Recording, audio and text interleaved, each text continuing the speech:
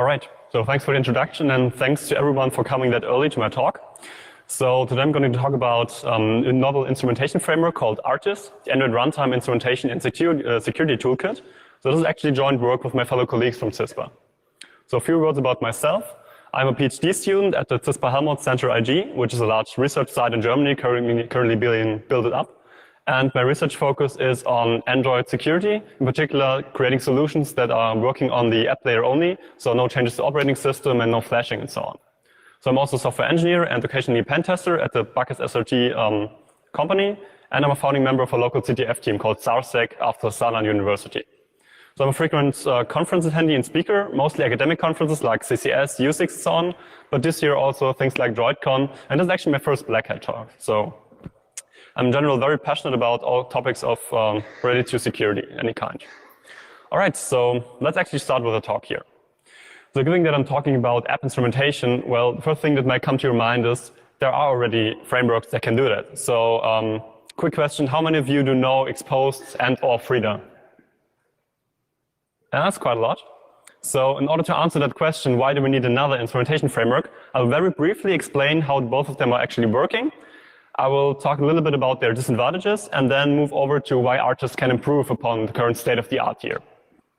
All right, so very briefly, Exposed is a really great framework. And the basic idea is that it's overriding the so-called app process on Android. So the Zygote process is kind of the base process that is loading a lot of libraries. And it's kind of a pre-warmed app process, which means whenever an application is started, the app process is forked, and then the new application code is dynamically loaded. And the idea of Exposed is that they override this app process and add own code here, which means this code is carrying over to each single application and also the system server by definition. So the good thing here is we can hook apps and also the system server and other components on Android. But as promised, I will talk a little bit more about the disadvantages here, so we can actually kind of talk about how to improve here. So there's actually three things I want to talk about. The first one is performance, because to the best of my knowledge, Exposed is kind of hooking all methods and then multiplexing them through a single API, where it's checking if for this method there is a hook, and if yes, the hook is executed, and if no, then the original method is executed. So you lose some performance here. Second, talking about the granularity. The idea is that you can hook methods, but you cannot just exchange single instructions, which means it's actually not an instrumentation, but a hooking framework. And the third thing, and this came to as a surprise to me, is that always all the modules are executed in each single app process, which means if you have, for example, this Twitch ad blocker, which I suppose is an ad blocker for Twitch, this one is also run in the system server, in Twitch, but also your banking app, your Facebook, and your Twitter. And the basic idea here is that you execute the modules, and they by themselves have to decide if they want to run in the current process or not. So you put some trust assumptions here into the modules. So how do you deploy this? Actually, the basic idea is you flash this via custom recovery. So you need an unlocked bootloader, which is just not possible for all devices. And if I have a quick conclusion here, then we use Exposed for persistent modifications, kind of the modders. And this is only possible for power users, because you need this unlocked device and you need root, and it's not quite easy for the layman user. If we compare this actually to Frida, then we have a different approach here, because Frida is injecting the JavaScript engine of Chrome into running processes, so the V8. And here again, we can not only hook apps, but also any process. And that's actually a great thing here. But once again, I will nag a little bit about the disadvantages. So in this case, we have a performance loss because we're going through an additional virtual machine. And also granularity it is again, because this is a hooking framework, which means you have a really big method and you just want to change a tiny bit about that. For example, you want to kind of revert a condition or change a string or just replace any instruction. Then you have to hook the method, then actually rewrite the whole method in, for Frida, maybe JavaScript, and then change the single detail. So how is this deployed? Well, you either have this big Frida server running on your device on the root, and this is injecting the Frida stuff into running processes, or you add this by hand by using the so-called Frida gadget. But again, to the best of my knowledge, in both cases, you either need to disable SE Linux, or you need to kind of add additional whitelist entries for that and patch it. So in this case, compared to Exposed, we're talking about temporary changes because we're only doing this to a running process, and this is never persisted back to the file system. So this is more meant for kind of analysts and security pen testers and so on, not really power users or modders. Okay, so let's put those two in perspective. If we have a look at the installation process, we can soon see how actually both of them relate to each other. So everything on Android starts with an APK. We have the DEX bytecode, we have a signature on that, and then the signature is verified, and it's very important that after the signature verification, then the optimization kicks in and is creating kind of an optimized version of the app. So keep that in mind for later. All right, so at runtime, we have the app process, and it is forked for the app, and this app is loading this optimized version. So where is it exposed? Actually, as you can see, exposed is, as mentioned earlier, in this app process, and forked during the fork, it's carrying over to the app. Frida, in contrast, is operating at this point here because they're injecting into an already running process. And if you have a look here, both of them are working for actually running processes. In order to improve upon the current state of the art, we decided we want to lift this up one layer. So the idea here is that Artist is actually not running at runtime of those apps, but we have chosen this optimization step to be beneficial for us. And on devices running the Android runtime, so everything from Android 5, this optimization step is guided by a tool called Dex2Ode. And I will now tell you what Dex2Ode is, what it's doing, and how we create Artists based on Dex2Ode, actually how we will improve upon the existing frameworks. So for the Android runtime, Art, we have Dex2Ode as an on-device compiler. So this one is actually transforming the Dex bytecode of the application into a file format called OET. But don't worry about it, it's essentially an ELF file. So think about it, transforming the bytecode to actual native code, shared native library. And what it is doing, it is transforming the bytecode into a so-called intermediate representation, which is really a typical thing to do for a compiler. It is running state-of-the-art optimizations on that. So think about this IR as kind of a control flow graph of instructions per method. And then later, this is actually specialized by generating the platform-specific code. So keep in mind, this is running on the device, not on the developer side. So what we did do here, we took Dex2Ode as a base and then created Artist on it. So we essentially added two different parts here. On the one hand, you can see we added the pre-processing step. And I told you earlier that the signature is verified before the optimization.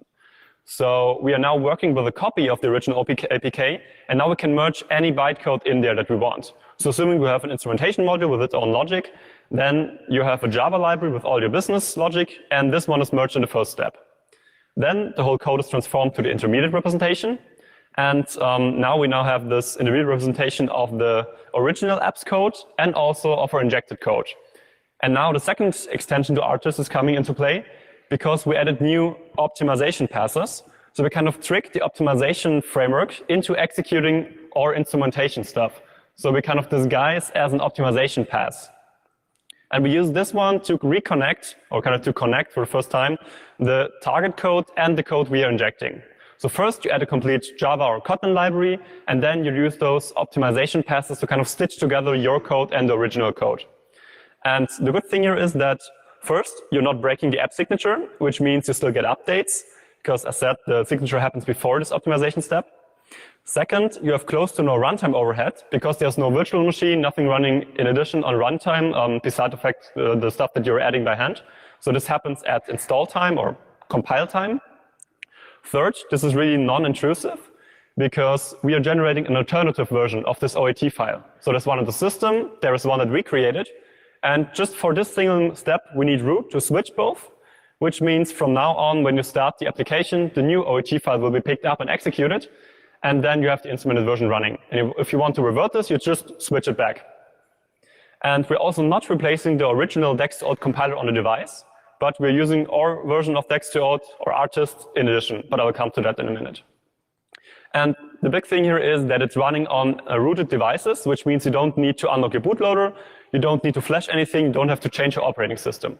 This single step where we're replacing one OET file with another is the only time that we need root, because obviously executable code is in a protected location. All right, so how do we deploy this? If you think of Artist as a command line tool where you just input an APK and it outputs an OET file, then Artist GUI or wrapper app is the convenience wrapper around this. So it is searching for the correct APK, inputting it into Artist, and then pushing the new OET file to the correct location. And it has also some other functionality like keeping all the instrumentation modules in Artist up to date. So this is something that we're working on currently. and you can import instrumentation modules from yourself or other developers and apply them. So we'll see that later. So now that we have a basic idea about how all the three of them are working, we can compare them now. Let me first talk a little bit about the deployment here, because ArcGIS is improving here a lot compared to Exposed and Frida.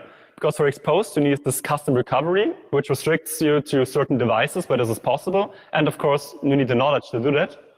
For Frida, you need a connected PC and an ADB connection. And again, the debug mode is not something that you want to have on a layman user's device.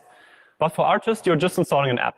So assuming you have rooted your device, and there are ready-made applications that can just root your device, I think they're trying just a bunch of root exploits, then you can just go ahead. So this is also not only meant for experts, but also for layman users. You can just install it, ArcGIS GUI, and use it.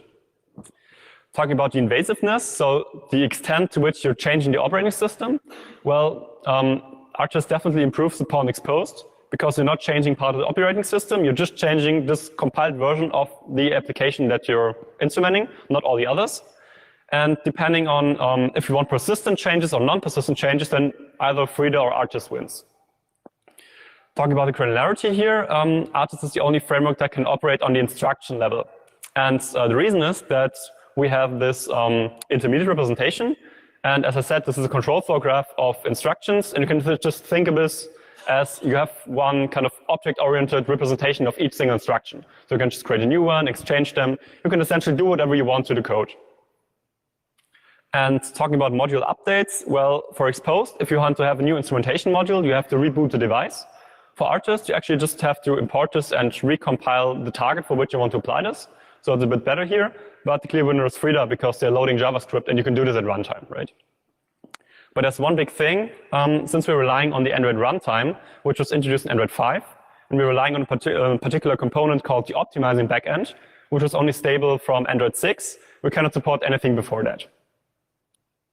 All right, so I hope that at this point I could convince you that ArcGIS is aiming for kind of a sweet spot here, because we have quite easy deployment, we have a fine granularity for the instrumentation, and also we are non-invasive, which means it's also harder to detect ArcGIS on a device. So there's one particular model that I want to showcase to you. May I ask you to quickly show of hands, who ever heard of the Stevo library from Facebook Engineering? All right, we have one here. Well, that's actually pretty great. So the basic idea is you have your own application, you add it to the debug version of your app, and this library is connecting your app to the Chrome developer tools running on your PC. So you can now debug your app as it was a web app.